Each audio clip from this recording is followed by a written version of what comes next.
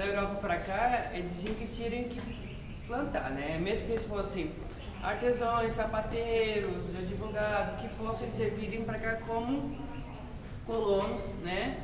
E agricultores, então eles tinham que plantar. Então eles plantavam o que é descendente, então eles vendiam nos centros da colônia.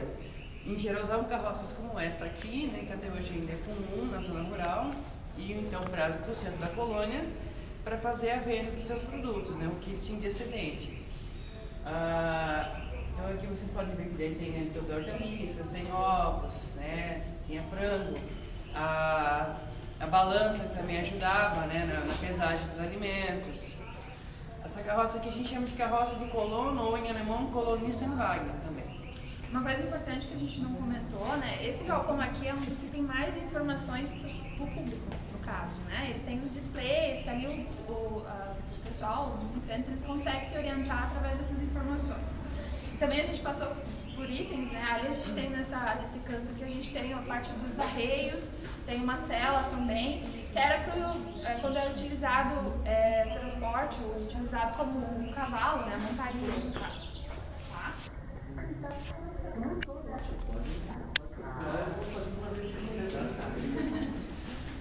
Continuando, a gente tem o carro dos noivos, né? Esse era uma forma de levar os noivos até a igreja ou até o escritório. Aqui a gente tem informação de que ela não era assim tão simples como a gente está mostrando aqui, tinha todos os enfeites de noivos, de noivos. Uma coisa também interessante, que eu geralmente chamo muita atenção, é a questão da estrutura da carroça, né? É uma estrutura que tem a parte, ela é muito, que tem de comodidades que tem dessa carroça muito simples, tem apenas freios. Então imaginem vocês, né? Hoje em dia, utilizar apenas o freio e o banco ele tem um pouquinho de balanço, então daria um conforto um pouco maior para a carroça. E também o interessante também daqui, que todas as carroças são de madeira. Hoje em dia é assim, hoje em dia não é, né? Hoje em dia é tudo metal, tudo que dure muito tempo. E a madeira, hoje em dia a gente percebe que ela não dura muito tempo assim, né?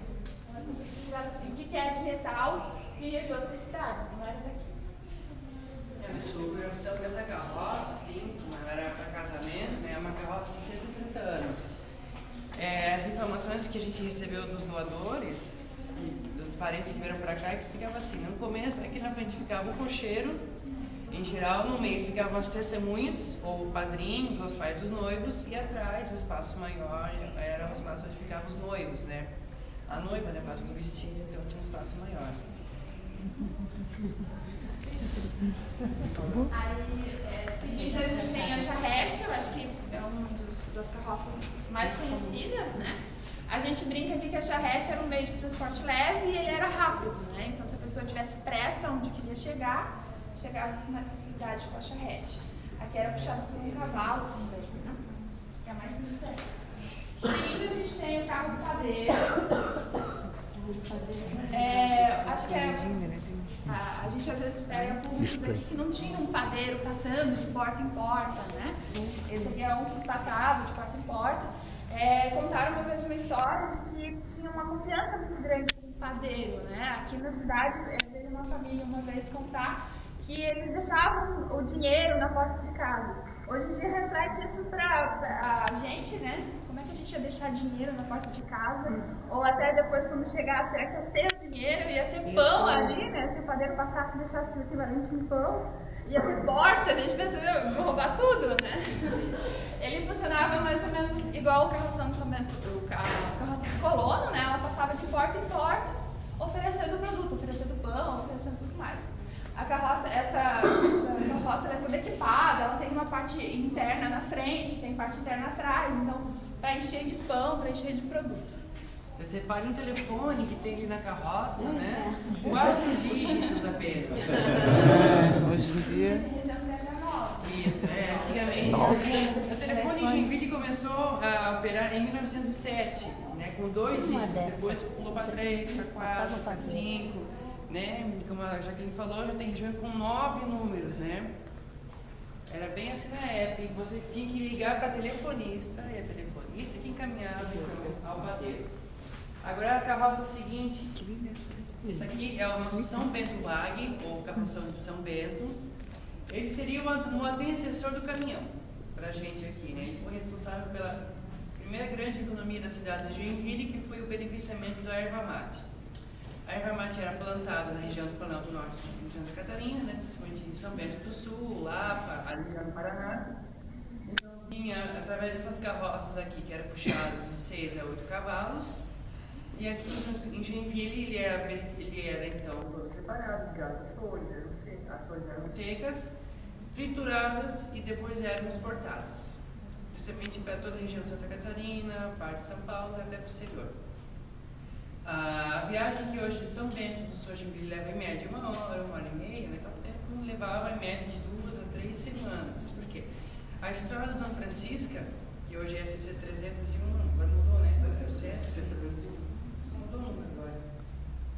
Enfim, a estrada Dona Francisca, né, que hoje é uma rodovia estadual, né, que ela estava recém-construída, então ela estava ainda muito ruim de se utilizar. Não existiam pontes, então as carroças entravam no leito do rio, né, então se chovesse, tinha que interromper a viagem para que o leito voltasse ao normal, tinha ataque de índios, né, também, tinha que pernoitar, tinha muita lama, então tinha que parar, então, eram cavalos também, então tinha que parar para descansar, então tudo isso contribuía para que a viagem levasse muito tempo. Para quem não conhece, a antiga estrada da Francisca, ela é extremamente sinuosa, e um bom trecho ali é serra acima mesmo. Então, hoje com o carro, com o veículo, é fácil até, né? É um paredão praticamente. Mas na época, com esses veículos, realmente era bastante dificultoso, né? Como o Diego falou, principalmente em dias de chuva. E não tinha tempo ruim, tinha que fazer o transporte. Também tinha a questão dos rios, né? Eles tinham os pontos em algumas regiões, então eles tinham que passar aonde o rio estava baixo, no caso. Também, se você acabasse perdendo o horário, né? Se pegar a maré alta, você tinha que esperar o rio baixar. Então, isso tudo ia dificultando também a passagem de todos. Até hoje é comum isso. Inclusive, a gente tem ali a ilustração do quadro, né? Passando na zona rural. Ali são 6. E ali tem fotografias. 3. Também um display mostrando a funcionamento. Mas até hoje, aqui na região do Piraí, acontece isso. Você vai, não consegue passar. Sim. Esperar o rio baixar para poder atravessar de novo. Isso é muito comum ainda. Seguindo, a gente tem os trolleys, o trolley verde e o trolley verde, né? Sou meio suspeito de falar do trolley, porque eu sou uma das que mais gosto dos trolleys, né?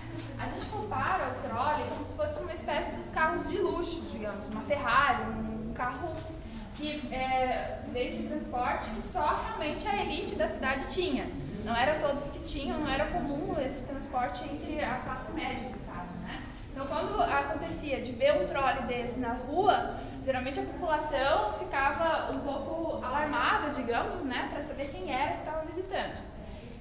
O trolley tem uma estrutura um pouco mais reforçada, né?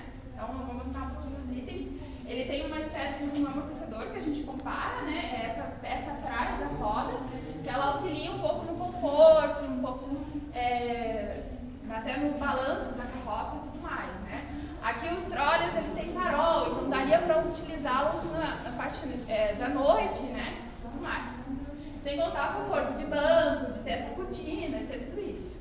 O trolley verde, ele era utilizado como táxi aqui na região. Ele trazia os passageiros lá da estação ferroviária para cá, para o centro da cidade. Tá? Seria como eles chamavam na época, carro de aluguel. Carro de aluguel. Se não me engano, o verde, ele foi fabricado no Brasil e o vermelho foi importado de Hamburgo para o Brasil em 1900. Seria mais ou menos uma BMW da época, né? A BMW porque ela tem que fabricar aqui. Agora as duas carroças pretas são as mais enigmáticas desse galpão. Bem, as duas carroças pretas, né, elas são carros funerários ou carros fúnebres, como alguns chamam, ou então caléxias, também é um nome bem regional aqui. A primeira aqui, ela pertenceu à Igreja Católica, né, ela foi confeccionada em 1919. A segunda, ela foi confeccionada em 1880, pertenceu à Igreja Luterana. Na época, ainda era comum a divisão das igrejas, né? A católica de um lado, a luterana do outro. Né? Porém, as cerimônias, os cortejos eram muito similares entre si, né? Cavalos usavam vestes negras, com penachos negros, as pessoas faziam cortejo atrás, caminhavam quilômetros, né? As ruas por onde se passava o cortejo, as pessoas, por respeito, fechavam portas, janelas, o comércio fechava também. Era mais ou menos isso.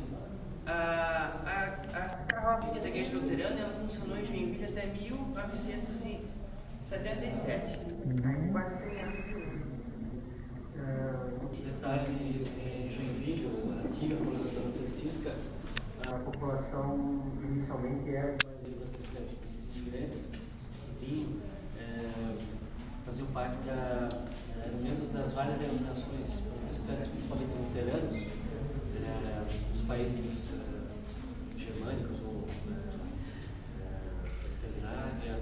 E depois de um certo tempo, no final do século XIX, do século XX, a população luso-brasileira, afrodescendente, também começou a crescer na cidade e aí se dividia até talvez a década de 20, você já tem meio a meio, população aqui, católicos e protestantes, mas a influência da religião protestante, sobretudo a vertente luterana, foi muito forte na cidade. E aqui também é interessante fazer referência com o cemitério do imigrante, né? Ah, sim, é uma pena a gente não tem como visitar, mas é um local bastante interessante da cidade também. O antigo cemitério evangélico, na verdade, no início era apenas o cemitério de Joinville, que abrigava pessoas de todas as confissões. Você tem lá, por exemplo, escravos libertos, sepultados lá também, além da população protestante e católica. Isso era um caso assim, bastante sui generis no Brasil, do século XIX, porque a gente sabe das divisões entre essas igrejas e, sobretudo, a igreja católica, que vivia num momento do ultramontanismo, de reafirmação dos seus valores, dos seus dogmas, e como essa imigração protestante estava em alta, então houve um fortalecimento da igreja, tentativas de fortalecimento da igreja católica, tentando inclusive frear um pouco essa imigração protestante. Estava ameaçando o império brasileiro, e aí você ainda tem a questão da igreja, do Estado, ligado à igreja católica do Estado. Mas o cemitério, hoje o cemitério imigrante, que não era só para imigrante, né, mas também é uma discussão muito parecida com a que nós temos aqui no Museu Nacional, abrigou corpos de ambas as confissões. Com a chegada de um padre jesuíta, ele fez questão de dizer: não, os hereges não os merecem. Então os católicos que queriam, os membros da igreja católica, na morte, inclusive separados também. Então se criou um cemitério só os católicos. Só um detalhe.